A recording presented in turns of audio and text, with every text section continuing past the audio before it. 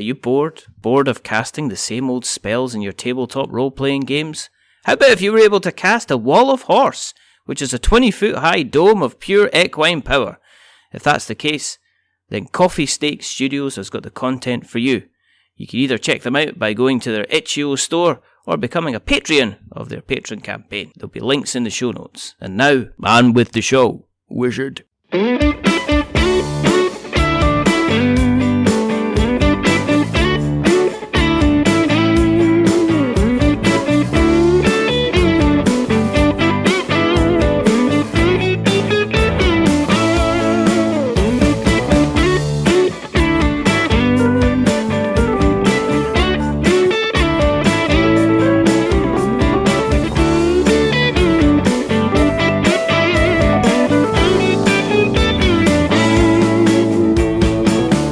Hello and welcome to another episode of We're Not Wizards. My name's Richard. I'll be your host for November. It's getting cold, it's getting chilly, it's getting dark. Sometimes you want to be in the dark under your duvet all alone, all nice and warm and also kind of nice and snuggly, and just let the cold and darkness that's outside just kind of wash past you. And other times you want to get out there and you want to be speaking to people and getting to gatherings, and you want to be playing games with folk. In some ways you could even claim that you're a bit of a social gamer.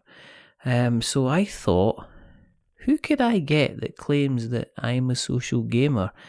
And then I thought about Vaughn. Then I thought about Vaughn Reynolds. So joining me to talk about a whole manner of different things, Kickstarter related, board game related, meeting people at pubs and taverns and general beer chat. I've got Vaughn Reynolds. Hello, Vaughn. Hey, how's it going? I'm very good. How's you? Good. It started to snow out here yesterday, so it's definitely the scenario that you described earlier.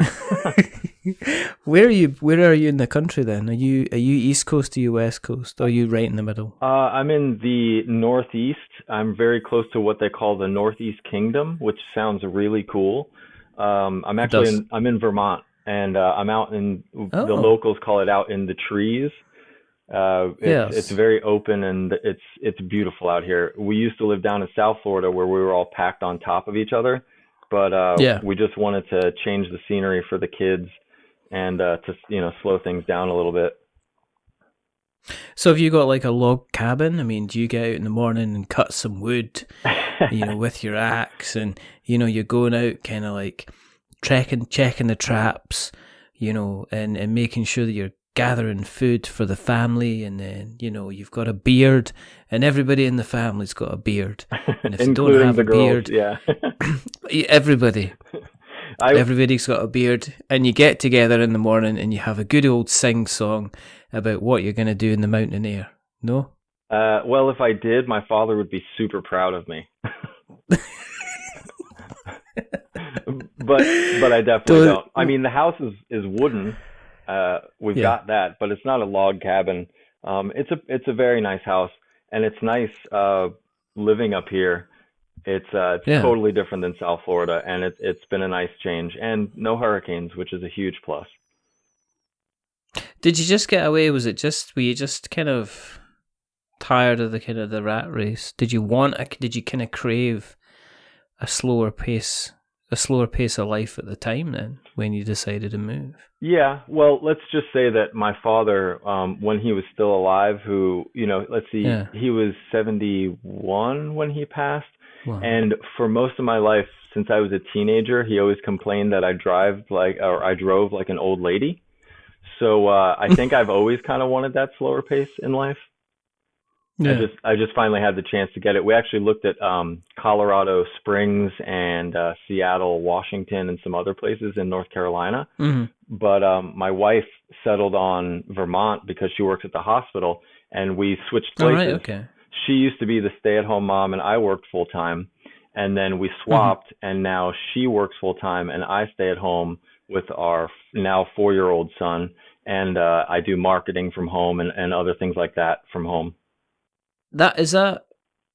Can kind of pretty empowering then. I mean, that must be pretty good to be able to kind of just wake up every day and kind of like, you know, what we're going to do today. And obviously you have to get your work done and there's chores to get done about the house and stuff like that. But that must be pretty cool to kind of know that you're going to be dropping him off at school when he gets older and picking him up from school. And there's going to be a lot of firsts that you might witness yourself firsthand instead of being the guy that walks in the door at 6 o'clock at night and's told that, oh, he just did this today or he did that or, you know, kind of thing. Oh, yeah. Yeah. It's been a lot of fun. And, you know, having spent years in the military, I got to see a lot of people miss out on their kids' lives. So I'm very thankful that I'm not missing out on my sons. Mm-hmm. Mm-hmm. Do you, with you working how you work, I'm guessing you kind of work from home and are you kind of in a lot of control about how you kind of timetable your day? So are you able to timetable your day round about when he's likely going to need less attention or not need any attention at all, and things like that then? Oh, yeah. Yeah, it's a blessing and a curse, though, because it's really easy to get distracted, you know, let alone on, you know, my own computer and things of that nature, but pretty much anywhere I can get distracted by anything around, you know, whether it be my son or, you know, my daughter getting home from school or the phone ringing or any number of other things. I don't have a secretary, so I have to answer everything. And that's the toughest part has been time management. It's nice being able to work at any hour, but also in that regard, I don't leave work. So, you know, right now I'm working on a project outside of the board game world with a team that is in China.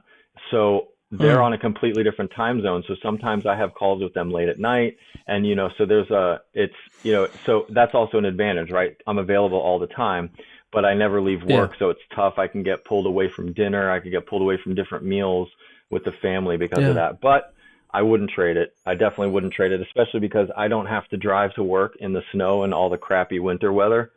So it's pretty nice. Just have to stick the hiking boots on and put on that really extra big fluffy jacket and your hat and just head out on your snowshoes, you know, with your lantern. I don't know where I'm going with this. My knapsack, my hunting rifle, you know, all that stuff, right? Kind of like deep breaths and good whistling. That's all you need when you're out there. I love to whistle. I'm the whistler of the family for sure.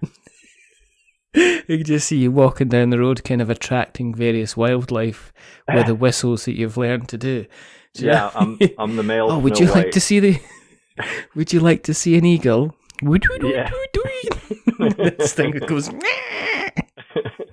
I could just imagine that. Have you got to have a time where you got to say, right, this is family time. I mean, this is the stop time. I'm not going to check my emails because this is, I don't know, it's kind of one of these things. I see this on kind of like LinkedIn all the time. There's somebody going, oh, I couldn't believe I tried to speak to this person over the weekend and I couldn't get in contact with them because, you know, they weren't answering their emails. And it's like, well, it's Sunday, 10 o'clock in the morning. What you kind of expect. And have you put in kind of like very kind of fixed times where you say, well, actually, the phone goes to one side, or have you kind of like taken your work emails away? I mean, have you taken work emails off your phone altogether and you only have access it through to kind of the laptop? I mean, while you're saying you're working at home, do you have a distinct kind of separation where you say, no, this is our time and this is when we're going to be doing stuff as a family kind of thing?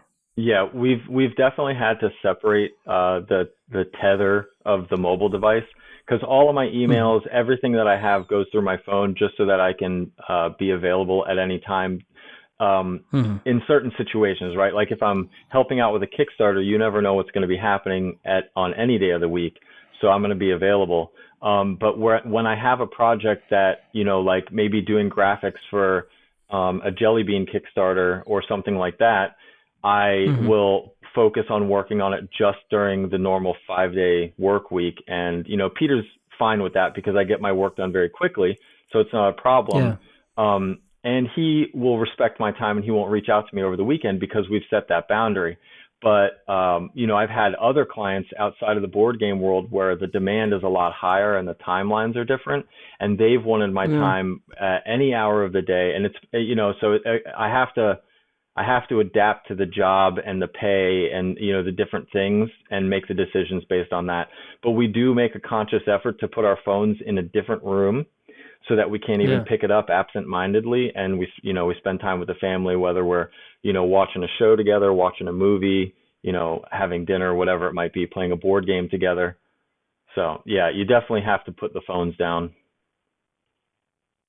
Do you, since you've got quite a young family, do you play quite a lot do you play a lot of board games together? Do you try and make an effort to get everybody around the table and bring something to the table that everybody can kind of play? I will say that getting drunk adults to play board games is easier than getting your kids to play board games. I spent years hosting, this is kind of how I'm a Social Gamer came to be. I spent 2 years hosting game nights at pubs for every week without fail. I only missed maybe a few weekends for holidays or whatever it might be. And tons and tons of people playing games. This is around the time when Exploding Kittens came out. I actually made a video with the people who were coming to my game night for the Kitten console and was chosen as one of the few people that they sent early copies to promote as an event. And, they promoted it on their network. And that was super fun. We had like 40 something people at a pub for Exploding Kittens. It was pretty fun. But anyway, so back to the kids. My 4-year-old really likes board games because of all the components and the colors. He's not quite at the point of really following any strategy, which is fine, but he absolutely loves dice. So I'm doing my job right. And our 12-year-old, now she's 13. Both of our kids just had birthdays. They turned 4 and 13. She used to love games when I used to host these game nights. She was really good at Biblios and Camel Cup or Camel Up, depending on which, belief system you have. And she kind of acted... Oh, you can't... No. You can't go into that and not claim what you think it is. I honestly don't remember which side I was on, but I'm pretty sure it was Camel Cup because it was a race. But I like the concept of Camel Up because you're piling the camels on top of each other. So right now I'm literally undecided. It's pretty bad.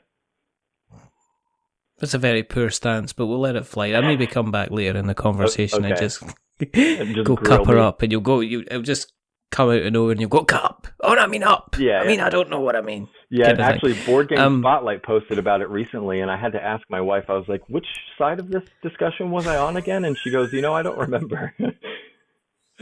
I think you just go in with the opposite or whatever you believe, because there's always bound to be, there's always bound to be somebody that's going to come in and correct you, and they're going to go, actually, I think you'll find, Mr. Reynolds, that on this particular date in the year of our Lord 2017, you actually said that you preferred it to be called this thing, and you'll be like, how do you do it? Yeah, that's the joy of the internet, right? And also, secondly, please get outside more if all you're doing is taking notes about when certain people said certain things on the internet. Just saying. Yeah.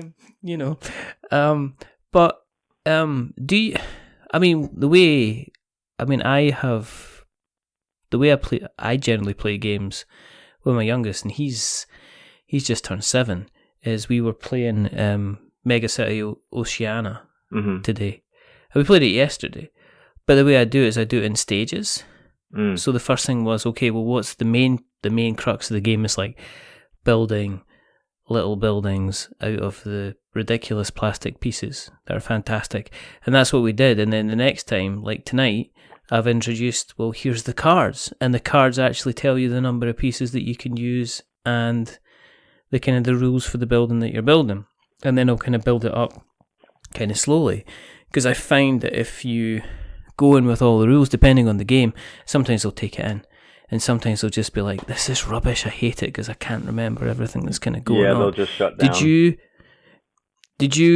you generally, would it depend on the game, but are you the type of person who would go in with the full rules, or do you kind of house rule it at the kind of like the beginning and see where they kind of they would go from there? Well, I have a problem with being a purist, so I try to stick to rules as best as possible to reduce any kind of variance outside of what was intended for the game.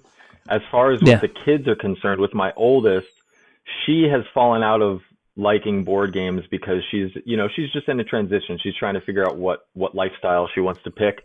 And so as a part of that, she took a big step back from board games. However, she wants her ears to be pierced again. So we made a trade. We said you could play 5 games and have a good attitude and play the game with us, and then we'll do that. And so coincidentally, earlier, just last week, we finally got Azul, and we finally got it to the table with my wife and I. So we figured we'd have our daughter play with us, and we played around. And again, she acts like she doesn't like games, and she's in her defiant stage. But when the dust settled at the end of the game, her score was 47, my wife's score was 28, and my score was 5. Wow. I really bombed it bad. You could have raised it a little bit. You could have gone up to 15 there, and nobody would have known the difference. Now listen, except obviously if your wife listened back. The first time I played Azul with my wife, we both tied at a score of 59. The second time we played, my wife got 41 and I got 30. So it's not like, and then my wife and I played again a couple of times, and at no point did I score anywhere near 5. It was just that I was way off my game, and also our daughter really excels at board games, whether she wants to admit it or not. So I'm just hoping to play more games with her and have her see that more and more. She also likes, I can't think of it, Paperback, the deck builder. Have you played that one? Yes. Yeah. Yes, I have. Yeah. Super fun game. She really likes that one a lot too, even if she won't admit it. Yeah. We just so you could actually say, well, I'll tell you what, I wasn't losing here. I was just following my current kind of graphical trend, which was kind of like down the way. So if you plotted the points in the graph, 5, I was actually there. I was destined to kind of reach that score and do that badly. So oh God, it was so bad. You're just doing kind of like fine. You're kind of fulfilling your destiny. Yeah, basically. I was kind of like a skipping stone, because you can lose points at the end of the round, but you can't get to 0, like below 0. So I was just kind of skittering along as the game went. It was pretty bad. But for our youngest, we recently bought the Ticket to Ride First Journey because he loves trains.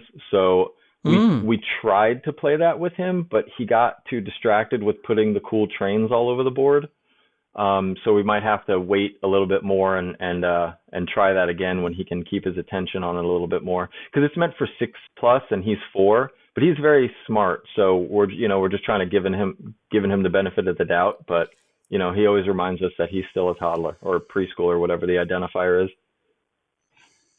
Yeah, I mean, it's the kind of, there's a big difference between that kind of, a huge difference actually between that type of age in terms of just the general reading comprehensions, which is why when I've been teaching, I mean, I've played kind of like Giant Killer, the GKR heavy hitters with my youngest when he was like, 5 or 6 years old.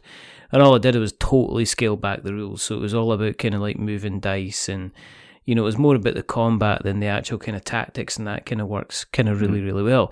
But nowadays it's kind of like he's 7 and you're playing like, say, Escape from Atlantis, or you're playing King Domino.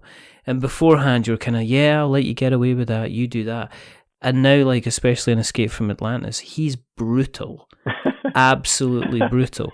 There's no, it's like not even a case of, he will actively tip up pieces of island that he knows I've got people on just to drop me in the water, and laughs hysterically when he uncovers a shark. Oh, yeah. I mean, this is somebody that, he's kind of like at the beginning, it's like, okay, I'm going to give you a bit of slack. I'm just going to let you kind of enjoy your time. And now I'm sweating, Vaughn. Yeah. There's a little bit of sweat. There's a bead of sweat kind of dripping down the side of my forehead, because like, if he gets me, I'm losing points now. Yeah. I'm losing dignity. This is what's happening here. But it's all good. I'd rather sit down with them, sit across a table, than have them doing the kind of the YouTube thing. and all they seem to be doing is checking out YouTube or in front of a screen, and it's nice to just kind of sit across and kind of kind of play. So there we go. Yeah. In terms, when you were growing up yourself, were board games a kind of a feature when you were kind of growing up? Did you play the traditional stuff, or remember kind of like... Just so that, context and everything, I'm 37. I turned 37 this year. And I, growing up with my father, he loved to play games like chess, 7-card stud, a lot of the classics in that regard. Yeah. We didn't play Monopoly. We didn't play Chutes and Ladders, things like that. We didn't play too many of those. Yeah. But my father loved the classic games, and we played those together. And then when I was, I don't know, probably 10, 11, around that time frame, there was a VHS rental place that I was obsessed with called Cat's Video. They had arcade. They had arcades, like the first Mortal Kombat when that came out and stuff. So I hung out there all the time, and they had some games that I bought before I really knew what games were. And the two that I remember very distinctly were Hyborian Gates, the Conan game, and Overpower, the old Marvel combat game. And and those kind of got me started. I bought them because the pictures were cool. Like my father draws, and I actually went to college for painting, like illustration painting. So I'm very big into the visuals, into arts and everything like that. And so that's what drew me in. And then around the age of 12, I went to a local game store, and I also, the street that I lived on at the time, there were some kids who played Magic and Dungeons and Dragons. The old red box Dungeons and Dragons game. And so I went to the local library and I checked out Deities and Demigods from Advanced Dungeons and Dragons. And I remember that my first Magic card was the White Knight from Revised. And, it's basically been my lifestyle ever since. I'd hang out at the game stores. The big game that I played growing up besides Magic was Legends of the Five Rings. I know Alderac Entertainment Group, AEG, makes a lot of board games now, and they don't have as much of a focus on card games, but they've been around for a long time, and they've made really big games that just a lot of people don't even know about. And so I played Warlords, Saga of the Storm. I drove around to tournaments all over the place for Warlords and L5R. I went to Gen Con. And I actually used to demo for AEG when I was, I think, 19. I think I was 19. Wow, okay. And I actually ran the, I don't know how much you know about Warlords, but they had these things called Deverenian Lords and Dragon Lords, which were promo cards that the Deverenian Lords, there was only one of each of those cards in print ever. And the employees of the company who represented them, they would play the deck at Gen Con, and you had to play against them. And their deck was totally stacked to just utterly destroy you. But if you beat them, you got to claim the entire deck. With the one of Deverenian card and all the promos that were in it, you were the only person who got that. Now, the tier below that were the Dragon Lords. They had Dragon Lords, which there were multiples of. It was still a promo card, but the only way to get it would be to beat the person running it at Gen Con. And I was one of the people who got to run a Dragon Lord deck at Gen Con. And that was a lot of fun. And so I've known John Zinzer, the guy who runs AEG for, since I was a kid, basically. And I've been very much immersed in the board game world growing up. When I joined the military at 21 and I moved over to Germany, I became a Magic judge so that I could host official Magic tournaments on base. And it was cool because I could go right off base and buy German cards, which, made me feel really cool.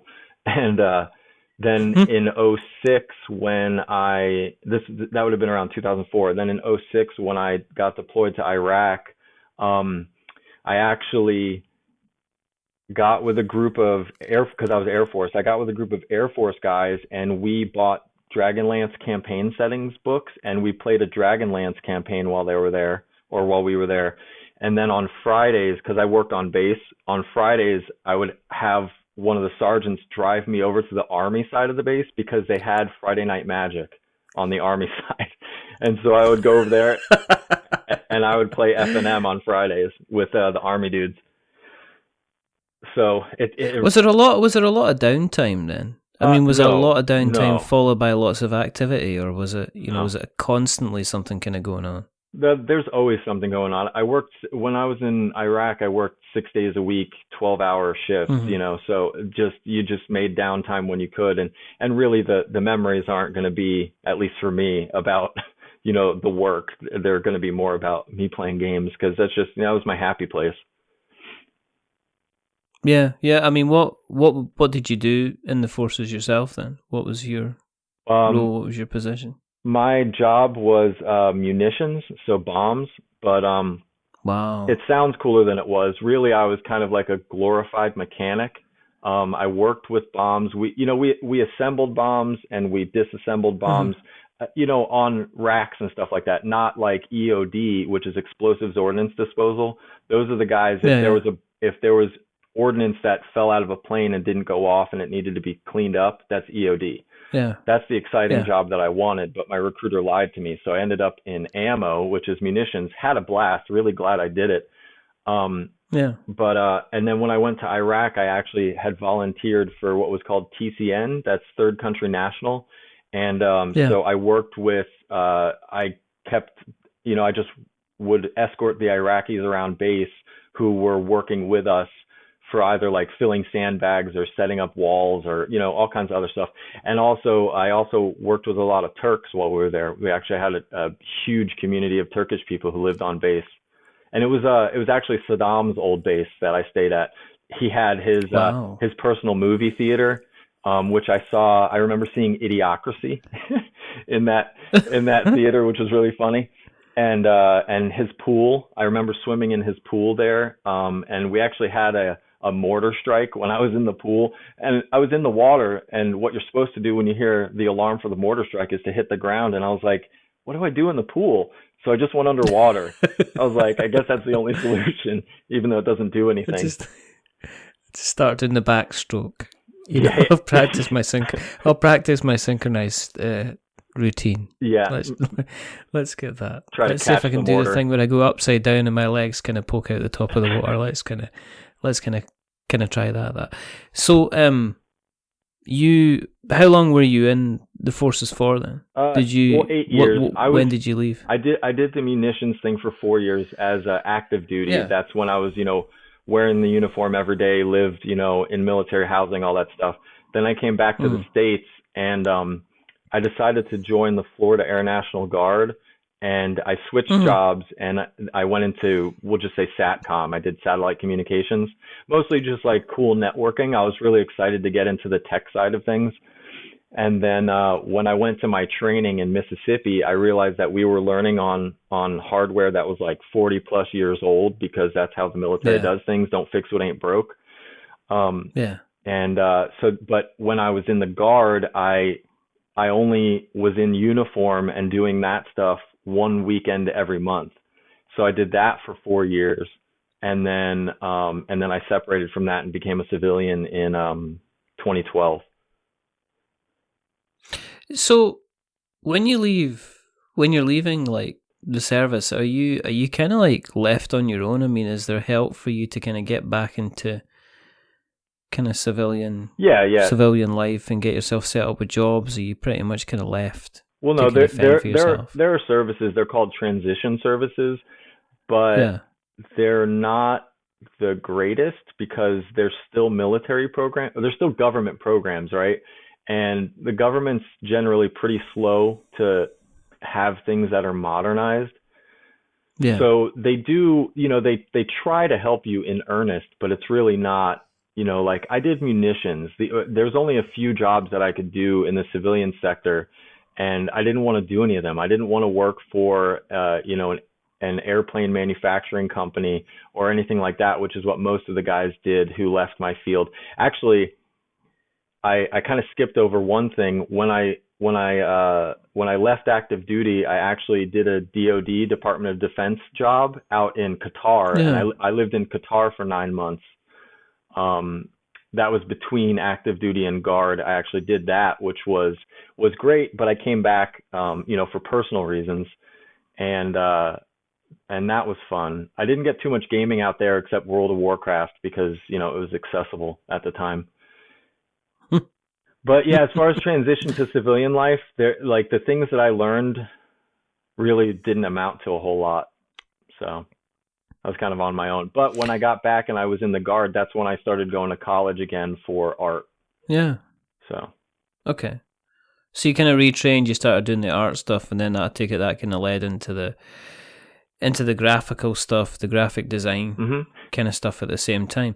Were you dipping back into tabletop at that time? I mean, obviously, I'm guessing that the magic stuff never kind of goes away, that you're always kind of checking out the latest decks, even if it's at the corner of your eyes. Like, I don't like this game anymore, but no, I really want to know what this new deck's that addiction will never go away. Like, even now, I have magic cards on my desk because I did yet another scrub of my collection to sell off, because like the last bastion of what I held on to were my EDH, my commander decks. Yeah. And so I took those out to finally scrub those and sell stuff off. And even now when I see like new magic sets come out, I'm like, oh man, no, don't do it. I really want to. Sometimes what I'll do is instead of like, because like certain things they tell you like psychologically you should just give into it. And in some instances, that's very dangerous. But for Magic, all I do is occasionally I'll buy one pack of one of the new sets. That's it. I'll see. It's kind of like a lottery ticket. Like, will I get one of the ultra cool rares that I'll see and maybe I can flip it? If not, whatever. I just throw the pack of cards away. I see some of the new cards and then it passes and I don't have to, I don't feel like buying anything for another 6+ months. Do you think Magic's become this place where they seem to keep kind of changing it and ramping it up kind of quicker than it allows the next version to breathe? Because it seems to be kind of doing something every 6 months now. Yeah. Where beforehand it used to be kind of like once a year. And I'm wondering if it allows the pure metagame to really kind of come out in that time. Yeah. I mean, I wish I could speak properly on the state of Magic, but I've been out of it for so very long that I really, whatever opinion I have is totally tertiary. When I last got out of it, cycles would last, maybe I think a year and a half. But I didn't actually play a lot of Constructed. My primary focus in my later Magic years was drafting. I really like drafting a lot. Which is probably the reason why I love deck building so much, because it's the tabletop version of drafting and it costs way, way less.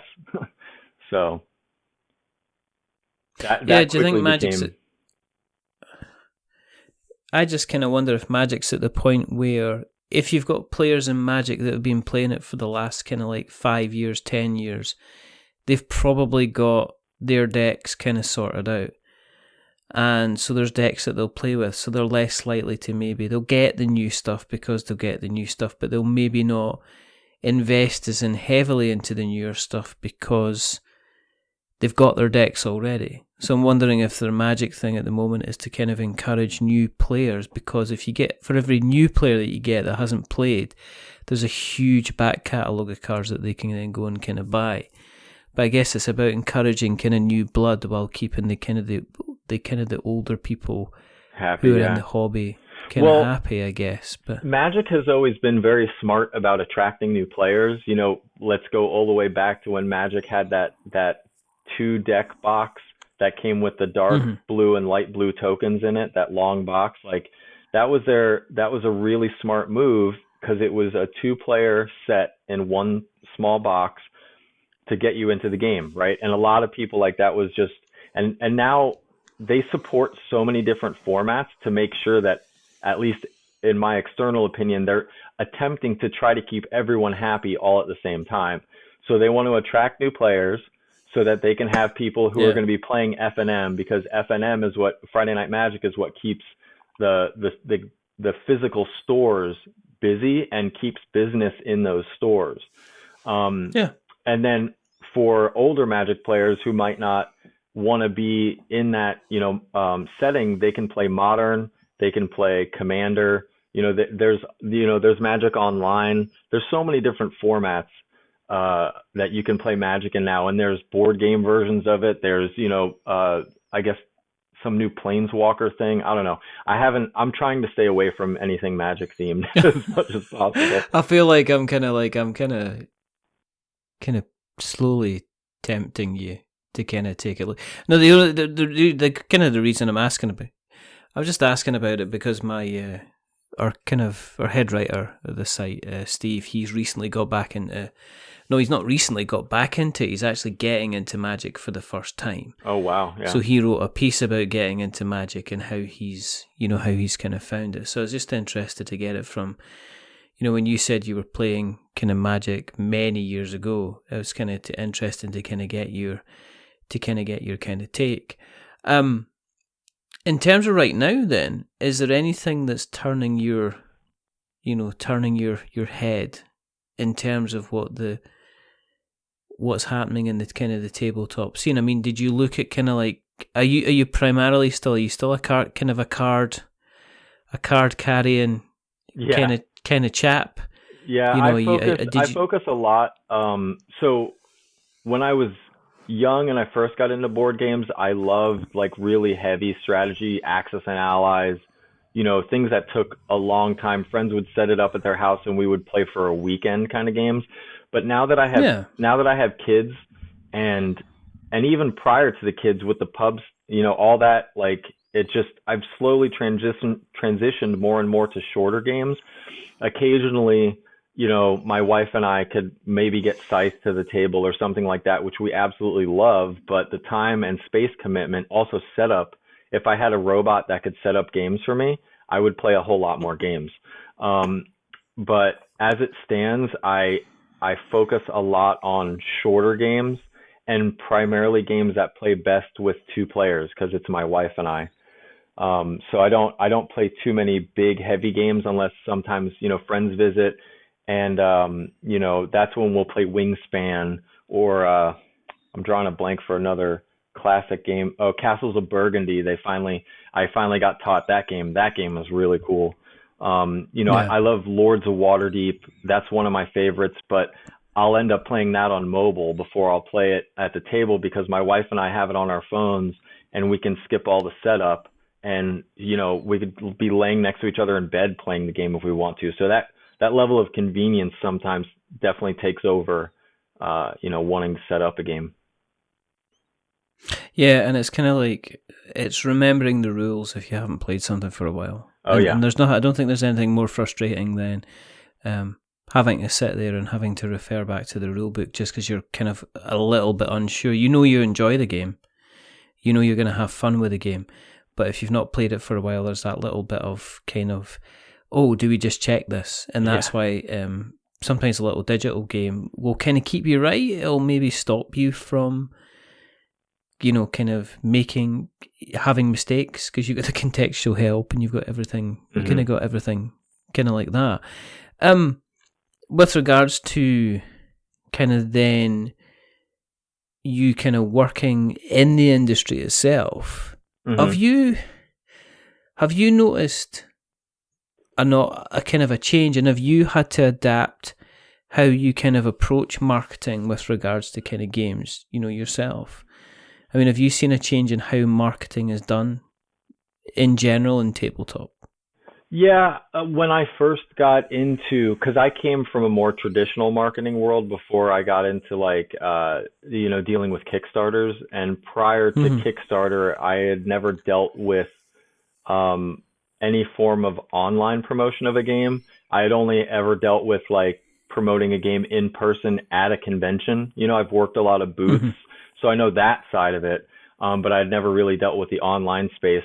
And I had been working with a big operation that, at our high point, our Facebook ad budget was $700,000 a month. So, I worked in a very different arena than what, board games work in, because the margins are a lot smaller on board games, and board games, that's actually one of the things I like the most, is it's a lot more mom and pop, for lack of a, better buzzword.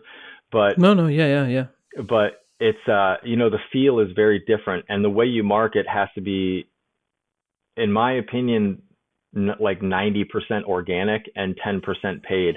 You can get away with paying a ton of money and having a big budget, but you're going to either have to have a really stellar marketing team / agency behind it that already has the framework in place to market like that, or you're going to have a big name in place that people already know very well, which, a lot of that name building usually comes from organic buildup, people playing your game, people talking about your game, you being at conventions, et cetera, et cetera. So yeah, I mean, but when I first came from the larger world of marketing into the board game space, it was a culture shock for sure. And I remember one of the earlier campaigns I was working with, and I was handling their Twitter, and, I was used to, for my old day job, posting to the guy who ran the business. His name was like, the company basically. So I would be running Facebook posts to his Facebook account every hour, 7 days a week. So I had to schedule out all those posts every single week. Okay. Whoa. So I came from a very heavy-handed marketing world. So then I took over this Kickstarter campaign, or, I was doing marketing. I didn't take over it on this one. I was just doing marketing, like augmenting their marketing. And I think I was tweeting like 3 times a day, and people were like literally complaining and getting really upset about it, and sending in messages like, hey, you guys are advertising too much. And to me, I'm just like, what are you guys talking about? Like, this is nothing, I can set up these tweets in a matter of minutes, whereas, the other work would take forever. And then I found out that it wasn't even about the opinion of if it's the right amount of marketing. It was just very clear that it was extremely ineffective. So I had to totally stop operating in that space. And now it's been, I don't know, I think I've been doing Kickstarter marketing for, I think, 3+ years now. I'm not even sure. Yeah. And let's see, the first one I worked on was, this wasn't the one, or maybe this was the one with the Twitter, but Vengeance, that one from Mighty Boards? Yeah, it rings a bell, yeah. This one was, let's see, we launched this one this was in 2017. Okay.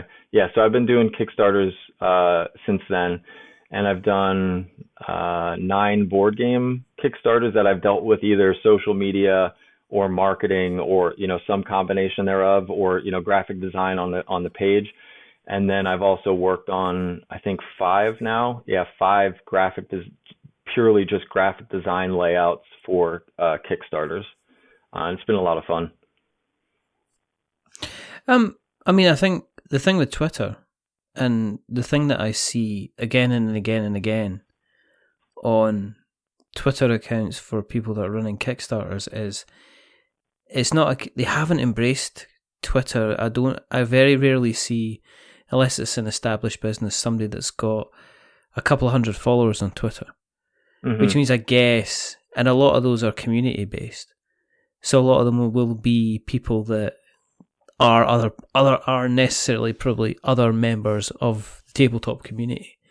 So I guess I can see the thing, if you're like tweeting, come and look at my game. It's like, yeah, I know, we've been looking at it. It was really bad. I did it all wrong. Like, what I was doing was not at all what needs to be done.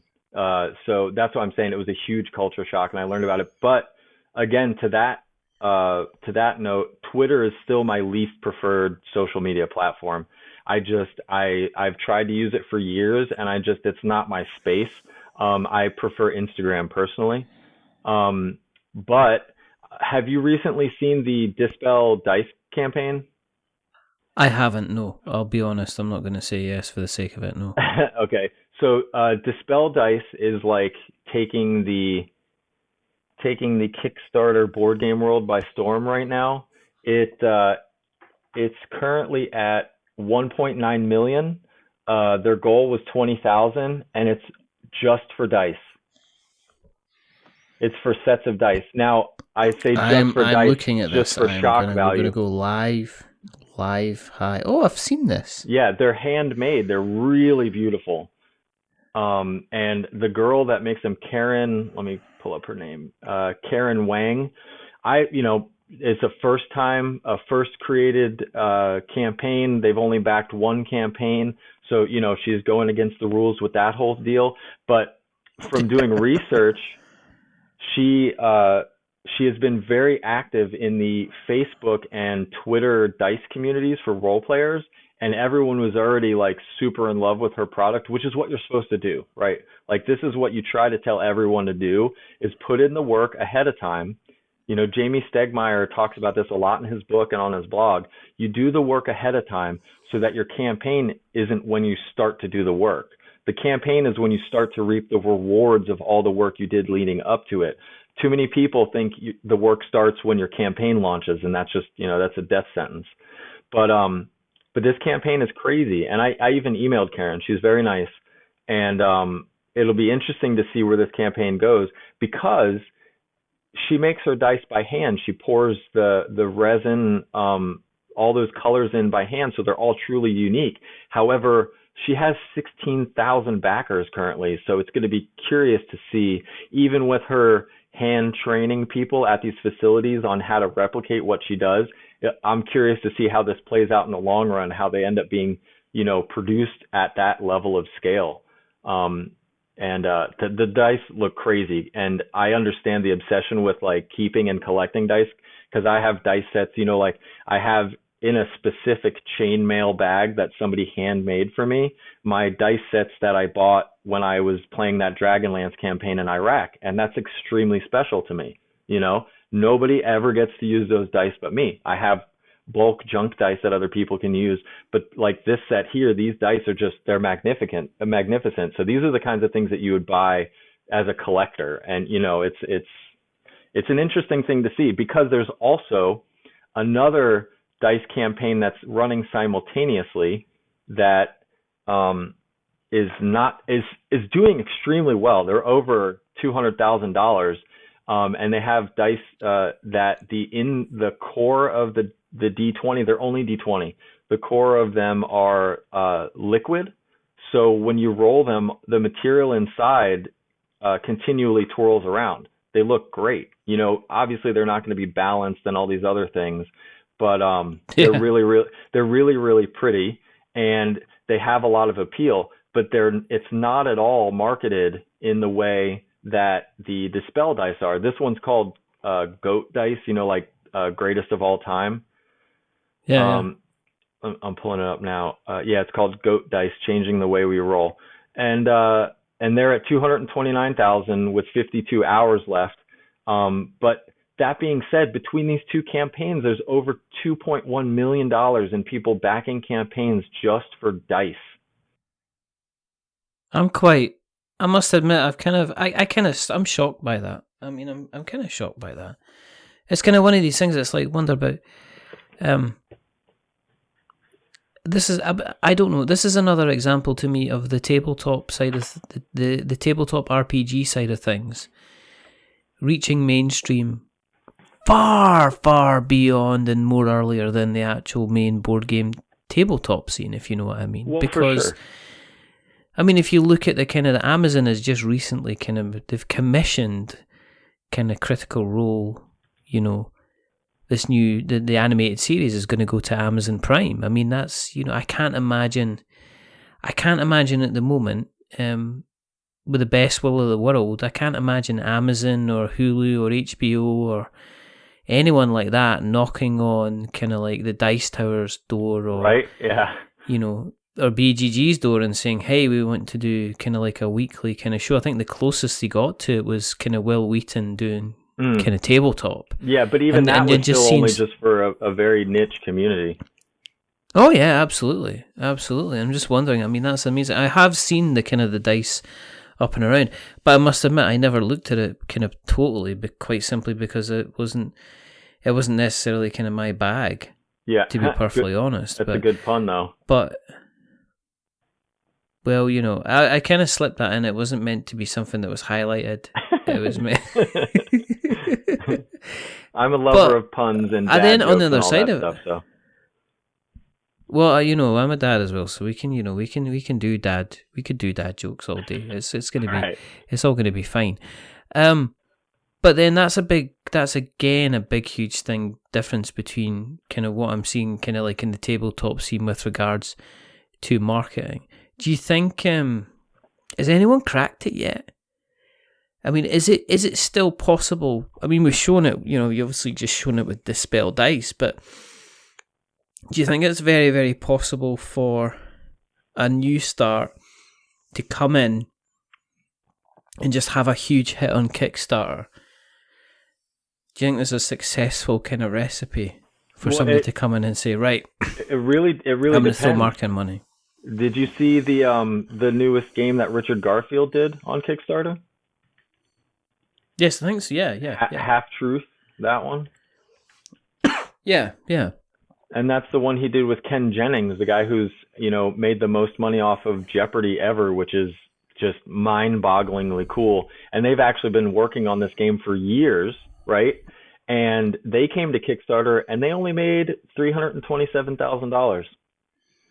So it's the Kickstarter community is a really curious thing. You got to play the game right to really harness it. And Dispel Dice, Karen with Dispel Dice, she built everything through organic marketing, to my knowledge. I don't know if she spent any money on any form of marketing, but as far as her Kickstarter account is concerned, she doesn't have any kind of ad agencies that have access to it, so there's none of that's there, which is crazy cool to see that somebody that they can actually still live that Kickstarter dream. They had an idea, they worked really hard for it, they put passion and their whole heart into what they were doing. They shared it with the community loved it, she brought it to Kickstarter, and now it's just like this crazy success. So we'll see where it goes. As far as role-playing games and all that is concerned, right now we have a lot of people, a lot of celebrities who are stepping into the limelight to talk about the fact that they do, or they play, role-playing games. Sometimes people will poke up and say they play board games, but I think because board games have always been equated as pretty normal, as far as Monopoly and games like that are concerned, it's a fairly familial thing. People are like, oh yeah, board games, whatever. They don't realize when they say board game, they're talking about games that can take 4 to 6 hours and are extremely intense or super simple. And that's a really interesting point. But you said yourself, you mentioned the baseline for a role playing game is D&D. Mm-hmm. It's Dungeons and Dragons. So if you say, oh, he played role-playing game, what, like Dungeons and Dragons? And folk are thinking, Dungeons and dragons and zombies and being whoever you want to be and fighting lots of people and going and getting the gold, and you're already building excitement. We're in the same sentence you said, or you're talking tabletop, which you're talking board games, which you're talking Monopoly. Yeah. The association's not the same. Also, but there's that whole D&D scare that happened, back in the 80s, right? Where, you're a Satan worshiper and all that other stuff. So Dungeons and Dragons kind of has this air of being taboo, which might even help it. But do you know Death Saves from Joe Manganiello? Manganiello? I don't know how to pronounce his last name, but he was in True Blood.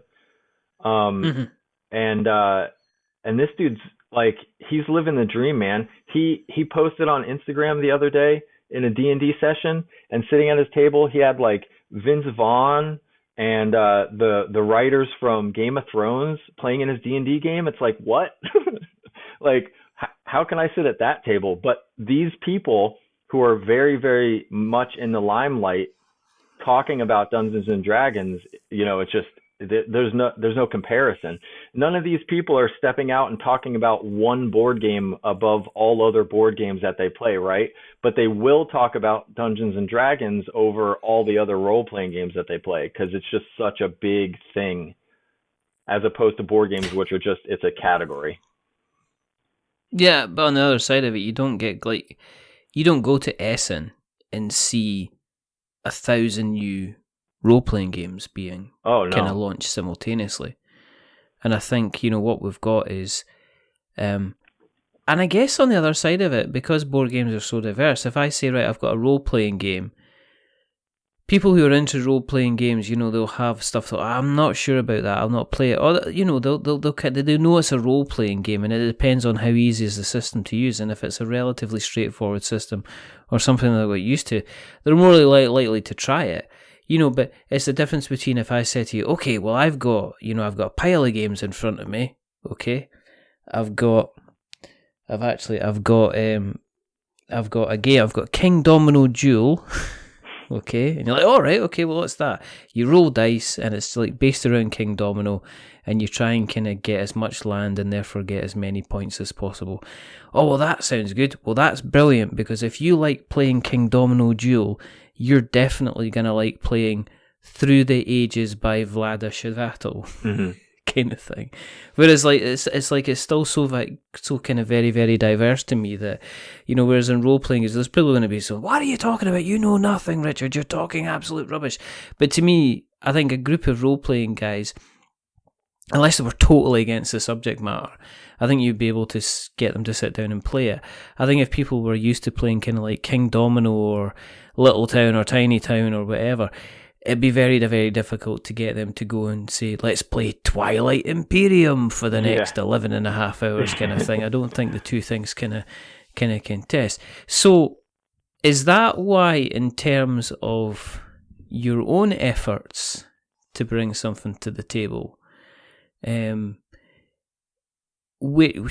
kind of, it sounds to me like you're kind of going into the kind of the role playing kind of sphere kind of thing, but you're keeping it simple and a nice little cheeky card game. Mm-hmm. So you want to tell us a little bit about your own little invention? Yeah, I'm actually working on a couple simultaneously.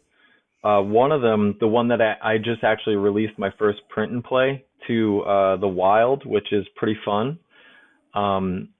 It's exciting and scary at the same time, because being judged is never fun, but everyone's been pretty cool so far about this one. It's called Meet at the Inn, which actually is an invention from a childhood friend of mine.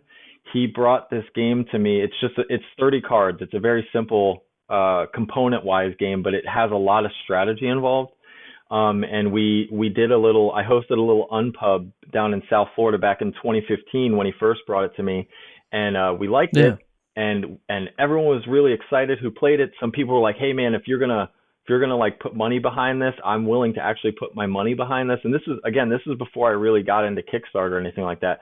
So I was like, oh man, that's really cool. And then just, life got in the way and I stopped paying attention to it. And then maybe a few years after that, a year or two after that, possibly, I thought I might try my hand at, maybe licensing an IP and building off of that, because, because I played a lot of Cryptozoic games at the time, like DC Deck Builder and the Naruto Deck Builder and the Street Fighter Deck Builder and the Lord of the Rings Deck Builder. And, so I was like, wow, you can kind of just get a cool system. Their engine is called the Cerberus engine. You get a cool Cerberus engine system, something like that, and you can skin it and modify it to the different themes. Okay, so my first attempt at licensing an IP was Laser Unicorns. Do you know who they are? Yes. So Kung Fury. So I went out on a lark and I messaged them, and he actually responded back to me. And he thought the idea was super cool. I said I want to do a deck builder for Kung Fury. But then he said those fateful words. He said, oh, I have a personal friend who's into board games and he wants to try to make a game. And I was like, okay, I can't argue with that. And, that's... Well, did you not say you'd fight him? Yeah. Yeah, I should have, right? That would have been very thematic. But it's been over 2 years since that original proposal, and he has, he just he's working on the full feature film. So I know he's not putting any attention on the board game. But yeah, so nonetheless, no board game for them has come out yet, and I'll keep chipping away at that. But my second attempt at an IP, I don't know if did you ever play the old '90s card game Guardians?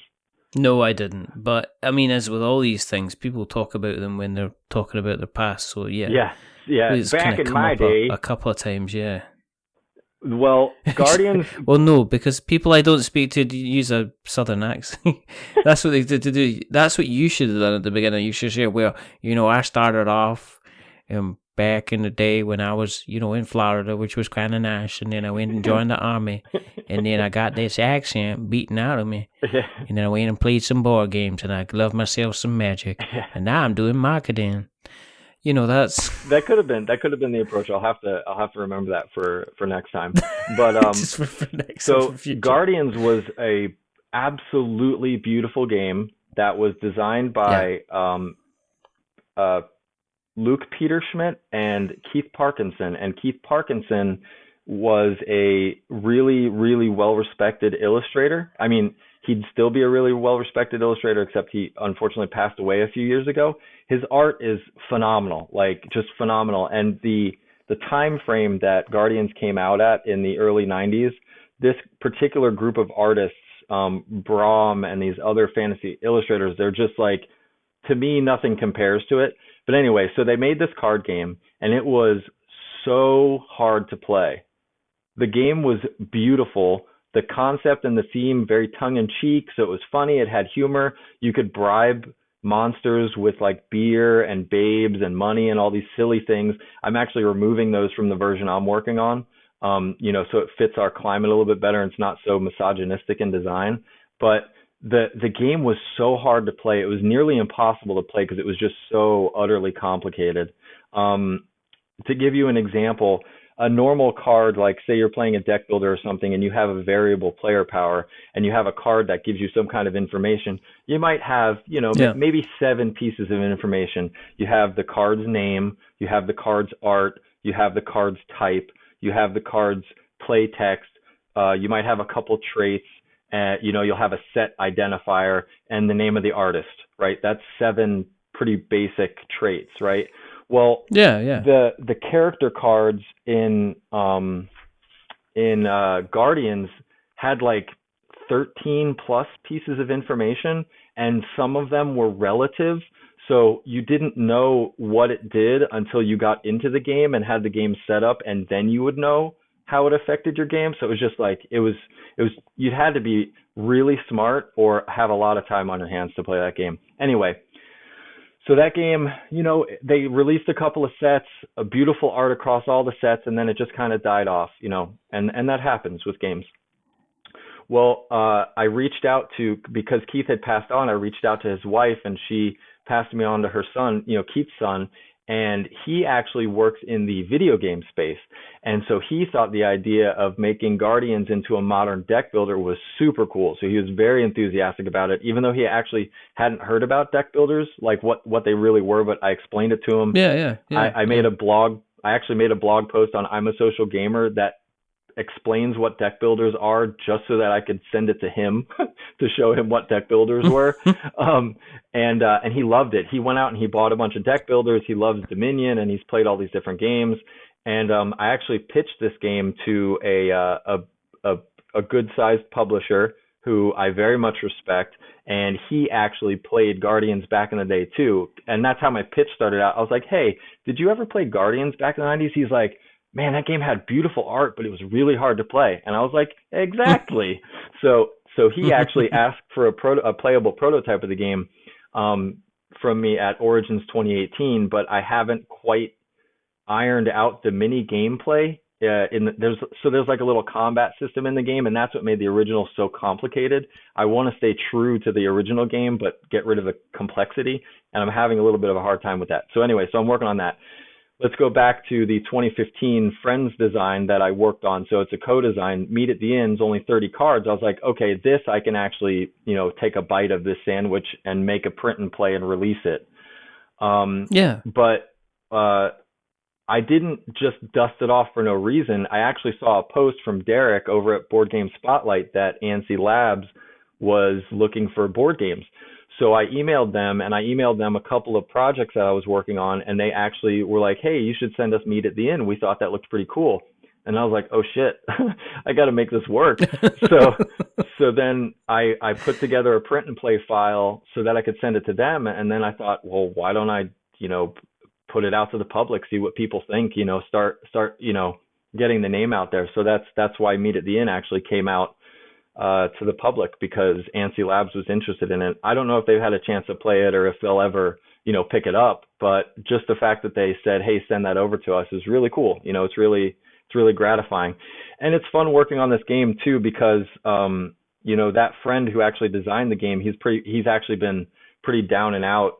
He got in a really gnarly car accident earlier this year, and he's been, he's been bedridden since then, and he's had all kinds of crazy stuff happen to him. So whenever I give him updates on all the cool stuff that's happening with the game, he's really excited, and he wants to use it to kind of seed other designs that he's working on. And he's working on I think it's like a death metal deck builder, where you build up, you're a rock god and you're building up fan points to become a more powerful rock god. And I don't know, it seems pretty cool. I don't know how the game plays at all, but I like the premise a lot. And then I don't know if you heard about the raid on Area 51, which thankfully didn't actually happen. My goodness, yeah. That didn't actually happen. We kind of hoped it would happen, but then it turned into it seemed to be like a third-rate kind of festival type of thing. Everybody was like, yeah, let's storm it. Yeah. Or we could have a concert. Yeah. And it's like, come on. Let's storm it. They have guns. Because that's actually an Air Force base, so I was really hoping that it didn't follow through. But I had a little idea to make a 52-card game based on the theme of Area 51, and the premise of it is that the storming of Area 51 actually happened, and you're one of the two people who got inside the facility. And so, or one of the few people, we'll just say one of the few people, because the game is technically 2 players right now, but potentially might be expandable with more decks. So you're one of the few people who made it inside of Area 51, and now you realize that some of the other people with you are actually like alien sleeper agents, and you're trying to escape Area 51 even though you just got into it. So it's a pretty fun little game. I gotta work on it a bit more, but I like how it plays, and I played it with my wife and I. It's only 52 cards and a couple small dice. So it's very small, but like you said, it's kind of like a dungeon crawl. It's still role-playing-esque. Meet at the Inn is based on the whole trope of when you start a role-playing game, you generally meet at an inn with the whole team because you're just a bunch of random people, and there's a poster up that says, clean out the goblins in the local sewers.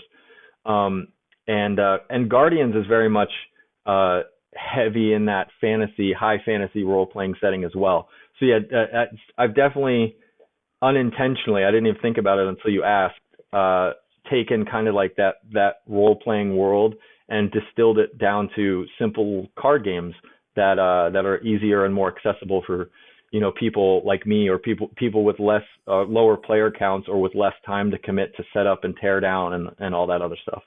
So what's the next stage then? Are you going to continue to work on these? Are you looking at taking them to Kickstarter, or are you, you mentioned obviously ANSI. Is it a case of seeing who else you can kind of pitch to? Or, with you being, I guess the question I'm asking eventually is that with you being confident in the marketing side of things, are you confident you could take something to Kickstarter and get it funded? Or are you kind of like, well, I'd rather maybe go to say Pandasaurus and then let them kind of take it to Kickstarter? Well, like Daniel Newman did with Dead Man's Cabal, Mm-hmm. Yeah, definitely. With Guardians, I actually originally wanted to pitch it to Restoration Games because, they're all about bringing back old games and making them new. But I had already pitched it to to another publisher who showed interest in it, and so I didn't really shop that around much. With Guardians, I would prefer somebody who has legal experience with licensing and actual like distribution and production. I would much prefer that game be handled by somebody who has experience with it, because I've seen games go to Kickstarter where they get too big for their own good, or they fund and then it just all falls apart after the campaign. So with that particular game being a little bit bigger, that one I don't want to do on Kickstarter myself. With Meat at the Inn, if I've actually not admitted this in public to anybody, I've only ever talked to my wife about this, but with Meat at the Inn, if Ansi Labs isn't interested, I think I'd be comfortable bringing it to Kickstarter, because one, I already have an artist in mind for the game. He's actually the person who designed the logo, the door knocker logo for me years ago. Like, he even forgot that he had made that for me. I had commissioned him to do that art. And then, we just all forgot about it. But I would love to have him do the art for this game because I think it would work really, really well. And with it only being 30 cards and nothing more, there's no dice, there's no nothing. It's just a little box with 30 cards. So, and a rule book, obviously. So pretty simple in that regard. I feel like that would be a good way for me to get my feet wet, because I have no knowledge, nor do I ever claim to have any knowledge on handling the campaign once the Kickstarter ends, outside of the late pledge manager. I know plenty about that, but I'm talking about production, and I'm talking about distribution and fulfillment. Those things I have, I know a couple people at different points in that timeline, but I don't know the whole thing at all. And so it's super intimidating to think about jumping into something like that, and and dealing with all that back end part of it. But you never know. And even with Area 51, that might be something I would do as well, because actually with Area 51, I've kind of already dreamed up a product line, so to speak, called Decks of Adventure, and or Deck of Adventure, because I think decksofadventure.com was taken, so I did Deck of Adventure, and I have a few other themes in that same space, where basically all the games are going to be using 2 normal size D6. I forgot the millimeters, but average size D6, a number of smaller D6, and then 52 cards, and that's it. And that would be how the whole series of Deck of Adventure would be. And so I have Escape from Area 51, or Escape Area 51 being the first one, and then the other 2 that I'm thinking about is a Dinosaur Safari and something Western themed, but the Western one is just an idea right now. And then I think I have another idea for a cat one, but I can't remember the name of it right now. And those I think I could bring to Kickstarter, because knowing how to market a Kickstarter and knowing how to put together all the graphics and make all of it pretty and get funding is one thing, but the fulfillment side, in my opinion, is so much more important, because you could fund and you could way overfund, and then you could just bomb after the Kickstarter, and then you lost all the potential for your game to really go anywhere after that. I've seen that. I've seen it with Dark Souls, the Dark Souls franchise, and people are getting wave free just now. They're getting it delivered. Wow. And I don't think I'm not. I feel terrible, because I've never seen so many copies of the Dark Souls hit kind of trading pages on Facebook, to the point where it was a case of, you can press a button to see what's a kind of a summary of what's happening on the marketplaces. And I swear, out of the 9 pictures that Facebook was showing me, about 6 of them was people who had just opened up their Dark Souls Wave 3 box, had taken a photograph of everything sealed, and just said, look, 80 quid. Yeah, and it's yours. Jeez, yeah, kind they're of thing. Just which to me, it. which was terrible. Which was, because people were. I would have kept, I would have kept it for the minis. Just for the, to be part of the game. But people are obviously so fed up of waiting that long. that they've decided, well, they've moved on from the game, because as you know, people's kind of game kind of tastes kind of change. And let's face it, things are changing on a continual kind of political basis, and there's tax and things like that to take into consideration. I know that I have clients that I work with who, I know a lot of clients who manufacture directly out of China, and they had planned this kind of 8 months ago to manufacture out of China and then stick it straight into a fulfillment center on Amazon, and there's so many of them are getting held up at port because it's coming from China going into the States, and they're getting hit for taxes, and some people are actually having their profit wiped out before they've even managed to sell a product. So it's a kind of a changing time. It does sound like you're almost not like a Vaughn of ideas. You're just like a huge van of ideas, almost. That's funny. That's a first. But I'll say that's definitely a first. There you go. They had to get it in eventually. But if people, have listened along tonight and they want to kind of keep an eye on you, and where do we find you on the internet webs, Mr. Reynolds? Well, I guess the best place to go would be my blog, which is imasocialgamer.com. I post to it, as frequently as I can. I'm pretty busy, but I do post to it when I can. I have a Facebook group for I'm a Social Gamer as well. Again, it's pretty small because I don't put a ton of attention, but those are probably the best ways to keep up with me publicly. Oh, or Instagram, Instagram.com/Vaughn Reynolds. That's VAUGHNREYNOLDS. You can thank my parents for all those letters. But if you want to email me directly or reach out to me directly, it's just Vaughn@VaughnReynolds.com, and I won't put you through the spelling of that again. What I'll do is I'll make sure that all those links go in the show notes, that we have got notes to show. If you want to keep an eye on what we're up to, go to the internet webs and search for We're Not Wizards, and you'll find us in all the various different worn out places and worn out faces in Brighton Darley for the daily races. And you'll find us on our website, which is we'renotwizards.com, and our blog, which is we'renotwizards.blogspot.com, where, as I mentioned, Steve has done a little article about falling in love with magic, which we're having words about, because, you can't talk about liking magic if you're not meant to be a wizard. There's going to be potentially a disciplinary. I don't know yet. I'm going to have to decide that. However, we are writing more and more kind of thought pieces and previews and reviews and all that different types of things. If you want to look at our photographs, we're on Instagram as well at We Are Not Wizards, and everywhere else. If you like what you've listened to tonight, go outside and tell somebody random. It's a conversation starter. Have you ever heard of the We're Not Wizards podcast? And they go, no. Then you can tell them about it and tell them to listen, because that's how we spread. Kind of like a virus or something. Yeah, it's like a pandemic. Well, something like that, except, we're not little cubes. If you like us even more, go to Apple Podcasts and give us a rating or review. As we say, always don't give us 10 stars, because it makes us big-headed. It's also suspicious, right?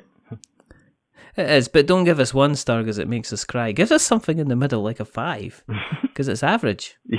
And we're just a little bit average. But the person who's not been average today is rather wonderful, rather fantastic, Mr. Vaughn Reynolds. Thank you very, very much for coming on. I appreciate it very much. I'm honored to be here, and it was very fun chatting and talking about myself for an hour. It's been nice. There's nothing nicer than an ego. Yeah. And the best, and let's face it, the best subject for any conversation is always me. Yeah. And that is the way I live my life. Yeah. There's only 2 more things to do. The first thing is to remember that we're many things, but we're not wizards. No, are we wizards, Vaughn? There you go. Fantastic. And the second thing is to say goodbye. So it's a goodbye from Vaughn. Say goodbye, Vaughn. Bye-bye. And it's a goodbye from me. Remember, stay safe, roll 6s, and you don't have to be a social gamer, because there's obviously a social gamer out there and he's there, but check out various different things that Vaughn is going to be producing, because it sounds like he's up to his eyes in it. Up to his eyes in it, you know. But until the next time, y'all come back now, you hear? Bye.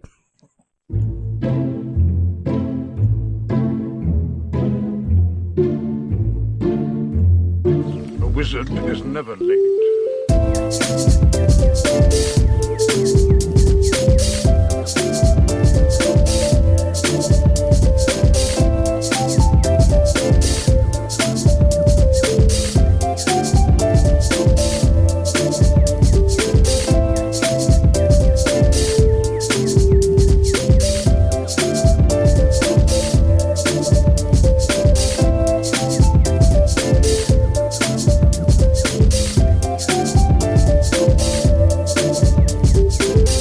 Nor is he early. He arrives precisely when he means to.